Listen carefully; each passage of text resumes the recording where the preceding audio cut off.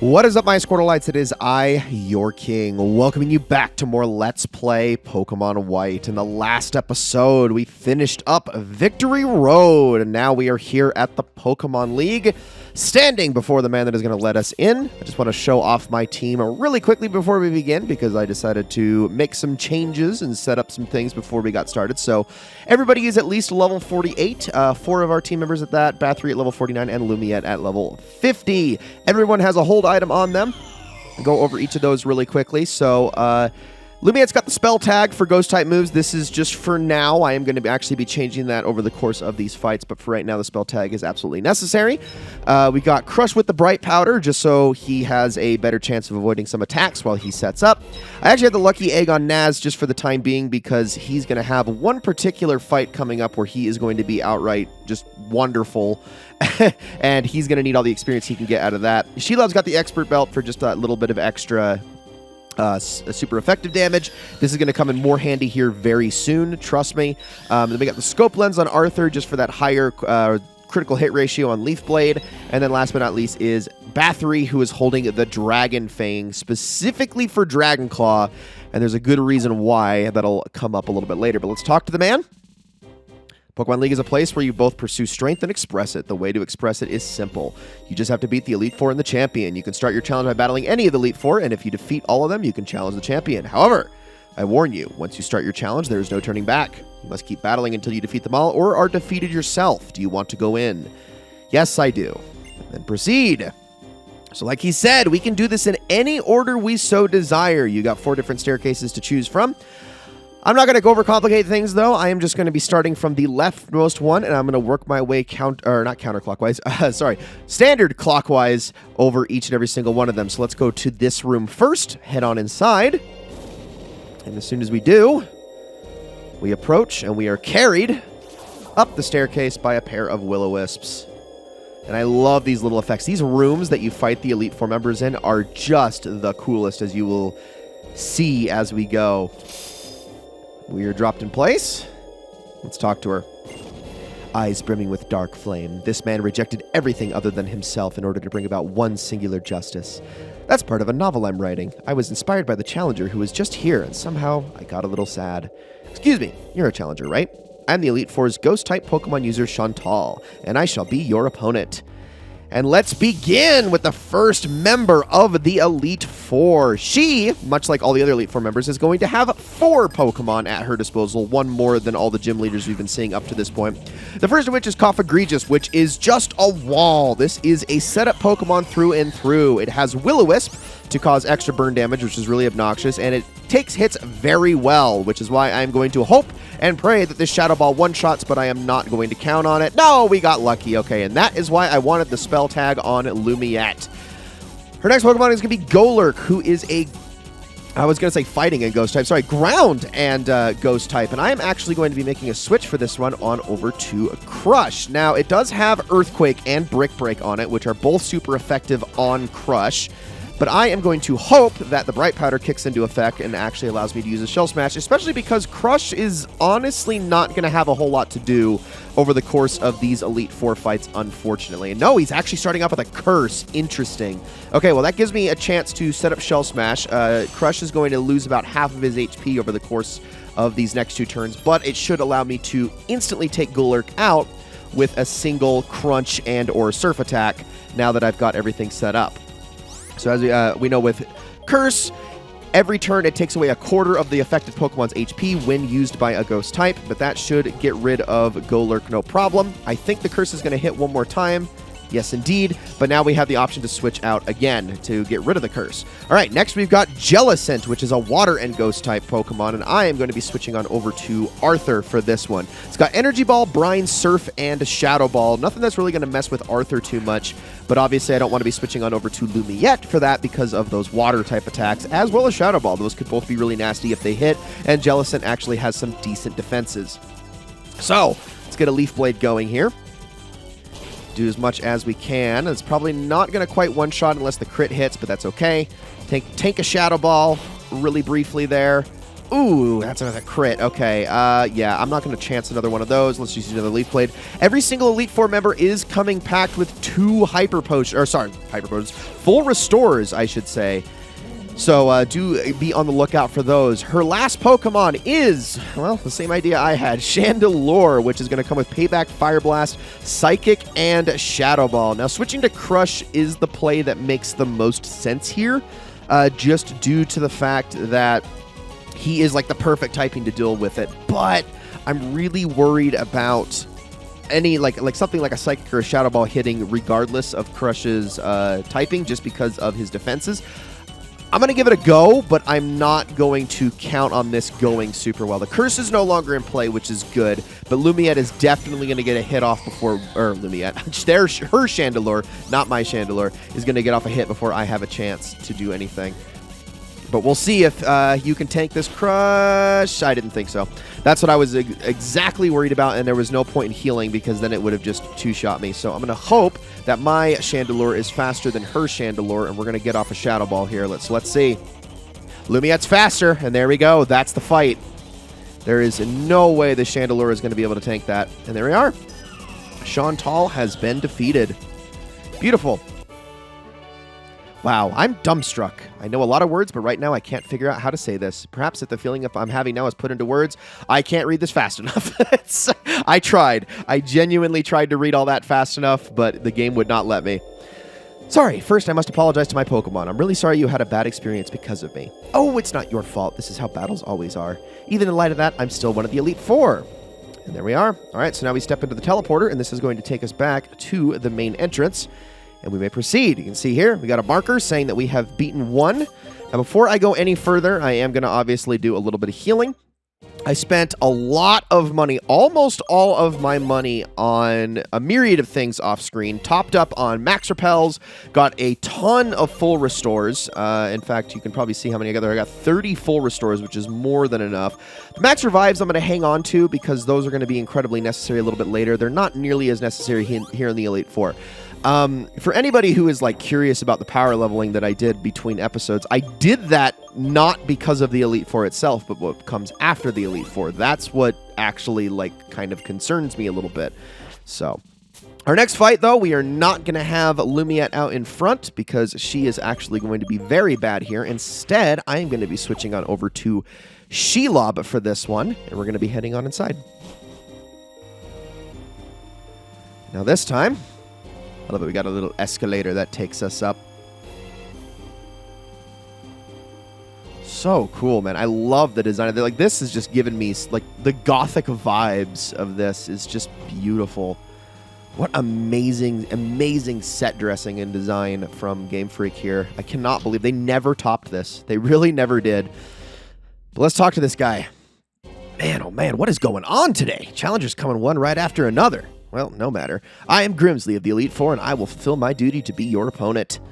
And now we get to battle Grimsley, the Dark-type specialist of the Elite Four, whose first Pokemon is the Fighting and Dark-type Pokemon Scrafty, packing Crunch, Brick Break, Poison Jab, and Sand Attack. And while Shelob is not necessarily going to be doing super effective damage on this guy, Shelob is my best option for this fight. I mean, I could try to throw out Flying-type moves with Naz and whatnot, but I'm not going to chance it. Instead, we're going to start getting some regular Thunderbolts in, doing some damage. That Sand Attack is going to help me a lot with with Compound Eyes. And hey, there we go. I will absolutely take that Paralysis. That could come in huge handy. So let me see. I am going to just use a little Charge Beam here, just to see if I can up my special attack on this. I'm really hoping I can. There we go. And now another Thunderbolt should finish you off. This Crunch is going to hurt a lot. Come on, Shelob, hang in there. Beautiful. Okay, that defense is lowered, but we should be okay. Hopefully this Thunderbolt finishes the job now with our raised special attack. And there we go. All right, first one down. His next Pokemon is going to be Crocodile, which is a ground and dark type, packing Crunch, Dragon Claw, Earthquake, and Foul Play. I'm actually going to switch on over to Crunch for this one, or Crush, excuse me.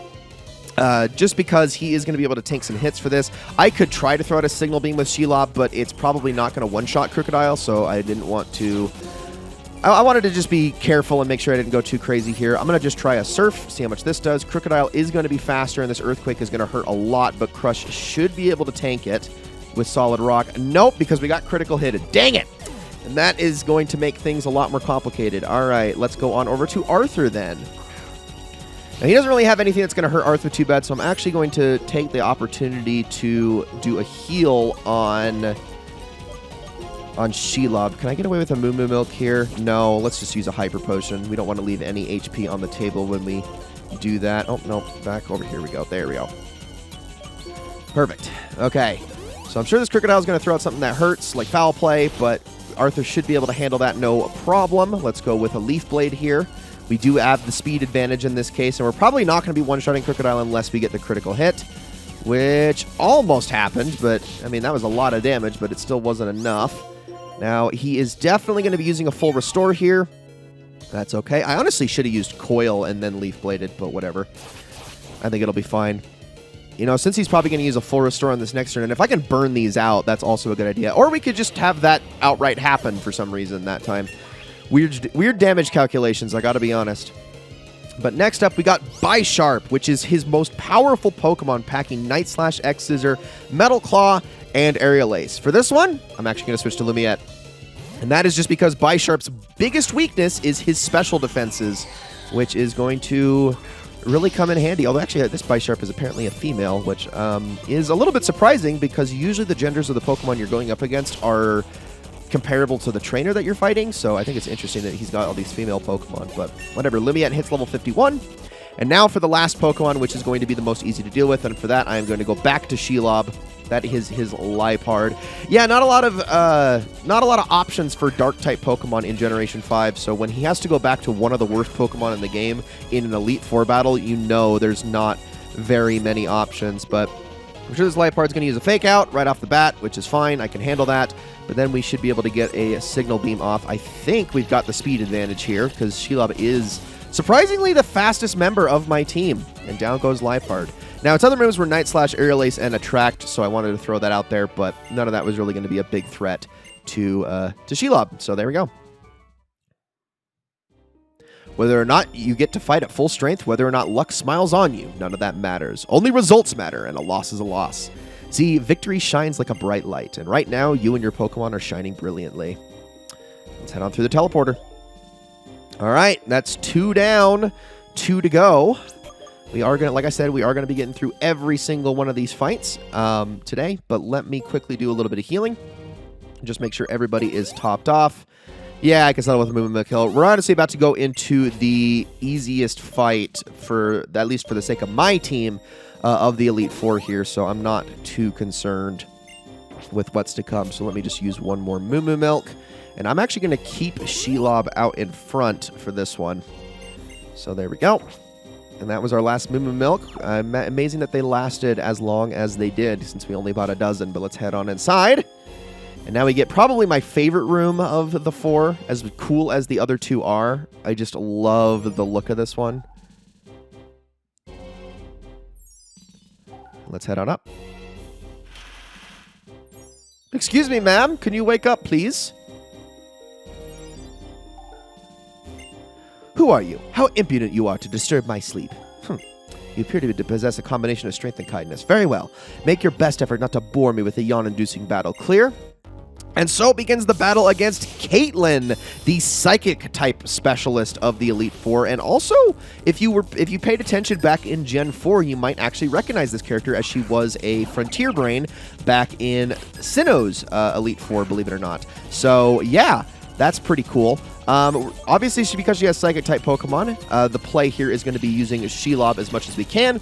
We do have a speed advantage on her first Pokemon, Rhea-Nicholas, but it's probably going to be able to tank that, so that is a little bit iffy. Now, Shelob, can you hold on? Yes. Okay, we should be okay from here on out. Let's use another one of those Signal Beams. As she starts to use full restores here, I'm not going to chance like using Charge Beam to get my special attack up and all that stuff. I'm just going to keep using these Signal Beams until we can eventually wear this thing down. Come on. There we go. That should do it. So, yeah, Rhea-Nicholas is packing Psychic, Energy Ball, Focus Blast, and Thunder, many of which can actually be quite easy to deal with if you don't have a specific Pokemon for this exact circumstances. For her next Pokemon, she's going to be sending out Sigilyph. Now, this is a bit of familiar territory. I am going to be switching on over to Crush for this one. Obviously, we know all about Sigilyph, Psychic and Flying type. Her Sigilyph has Psychic, Shadow Ball, Ice Beam, and Air Slash, which could be a bit of a doozy. This is going to give me time to heal up a little bit on Shelob, so let me just do that really quickly, because I do want Shelob for the remainder of this fight. So there is a Psychic. This is going to hurt a lot, I'm sure. Oh, a little more than I was hoping for, honestly. Gosh dang, Crush is just kind of there just to take hits and not do a whole lot else, so it seems. But that is okay. So we should have the speed advantage on this Sigilyph, which is going to allow me to put you into play, because as much of a flying type as this Pokemon is, it's not going to be super effective damage no matter how hard it tries. So I'm going to start off a Charge Beam here, see if I can get my special attack up a little bit. It's probably not going to one-shot this Sigilyph, but it'll at least help me out a bit. It also puts it perfectly in full restore range, which is good. So I'm actually going to use another Charge Beam, since she's going to be doing that, and see if I can get my special attack up even higher. Because this is just a freebie right here, basically. And maybe if it doesn't knock it out... All right, we'll take it. That works out beautifully, because I know for a fact Shelob is faster than her last two Pokemon, which are, first up, Masharna, which is packing Psychic, Shadow Ball, Charge Beam, and Reflect. Now, obviously, Masharna is one of the slowest Pokemon in the game, but it is also pretty defensively strong. Now, even with two special attack raises, I'm wary that this can get taken out in one turn. No, we got it. We're good. So down goes that one pretty easily, and now for her most defensive Pokemon, and also at an even higher level, is Gothitelle with Psychic, Shadow Ball, Thunderbolt, and Calm Mind. Now this one has a lot of setup potential, which is something to be concerned about, but with our two special attack raises and our Expert Belt, hopefully we can just one-shot this thing and move on from there. Let's see. There it is. And down goes Caitlin. Shelob should hit level 50 off of the back of that. And there we go. Only one Elite Four member remains.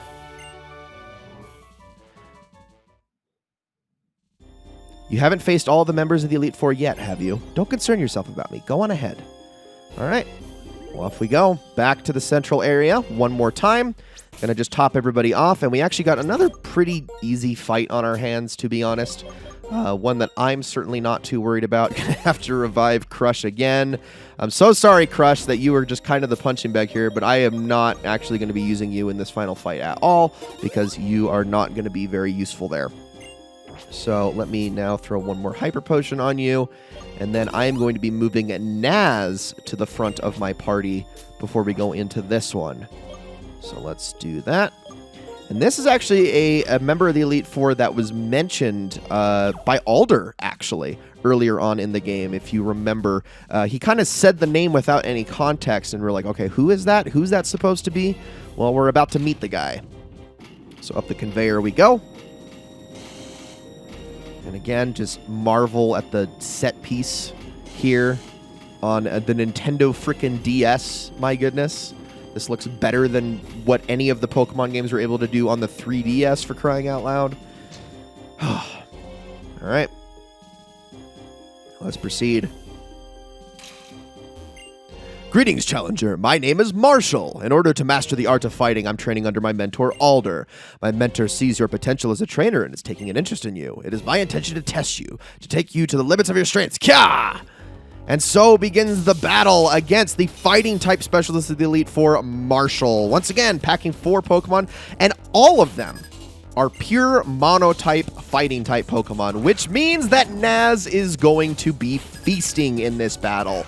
Now, it would only make all of the sense in the world to start this entire fight, rather than just trying to do raw damage, with a Reflect. Because fighting-type Pokemon or not, they still can hurt pretty badly, and they can also use moves like, oh, I don't know, that Stone Edge, which is going to hurt tremendously if I don't have a Reflect in place, especially because there's a possibility this throw might actually tank this Psychic-type attack that I'm about to throw at it, because throw actually has pretty good defenses, although we did just lower it, which is good. So, because of that, if I can survive this Stone Edge here, I'm actually going to join Marshall in healing here, because I know he's about to do it. And then what I'm going to do is throw out another Psychic, and that should more than be enough to take down this throw. So throw is packing Storm Throw, Bulldoze, Stone Edge, and Payback. Obviously, 2 of those moves are super effective on Naz. It's like they almost had contingency plans for Psychic types, but as long as you can work around those, you should be mostly fine. And now goes throw. All right, I have no idea what he's going to throw out next. It could be any one of his 3 Pokemon. Let's see. It's Sock. Okay, so we know all about Sock already. This thing has Karate Chop, Grass Knot, Stone Edge, and Retaliate. I think all of them are packing a Rock-type move, so it really doesn't matter what they throw out. But Sock is not the defensive specialist of the 2, so it should go down in 1 hit. No, it survived. Oh, this one has Sturdy. Interesting. I was not expecting that.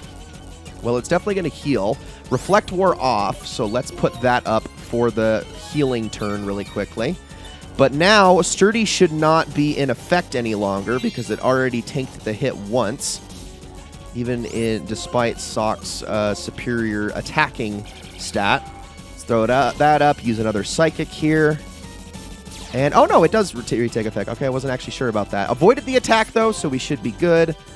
I'm going to use another one. And that should be enough for Sock. Perfect. All right. 2 Pokemon remain. And also Naz hit level 49, which is very, very helpful. Okay, so his next Pokemon is Conkeldurr, which is the slowest member of the team here, but also the hardest hitting. It's got Hammer Arm, Grass Knot, Stone Edge, and Retaliate. Let's just go with another Psychic here. Hopefully we can take this thing down, but it probably will tank the Psychic. Yep, just barely. Did lower its special defenses. Stone Edge misses, though, so we are in good shape. Use an Air Slash to finish you off. And last, but certainly not least, is his highest level Pokemon, his 1 level 50, and that is Mienshao. And I am just going to go right ahead with this one. It's got Jump Kick, U-Turn, Rock Slide, and Retaliate. This is his fastest member of his team, but hopefully Naz can outspeed this thing with a single Psychic. And indeed he can. This thing's a glass cannon, so there's no way it's going to survive this Psychic attack, and we should be good. There it is. All of the Elite Four has been beaten. Not bad. No single strongest Pokemon or a sole best combination. That's why it is difficult to keep winning. However, I think a heart that desires strength and strives to grow stronger is a precious ideal. That is why I respect you, because you have these things. I really like Marshall as a character, actually. I wish he got more spotlight, because he seems very interesting to me. I mean, all the Elite Four members do. They just don't get enough time to shine like the gym leaders do. Now, you have become the strongest trainer in this Pokemon League. The statue in the central chamber will take you to the Champions Room. We, the Elite Four of Unova, are sworn to follow the Champion's order to be neutral, so the rest is up to you. And let's take the teleporter back. And as soon as we return to the central room, you will notice that the statue in the center is glowing. This is an elevator. It will take us down below to where the champion awaits. But we're obviously going to be doing that in the next episode. Ladies and gentlemen, thank you all so very much for watching this episode of Let's Play Pokemon White. I hope you all enjoyed it very, very much, and I will see you all in the next one.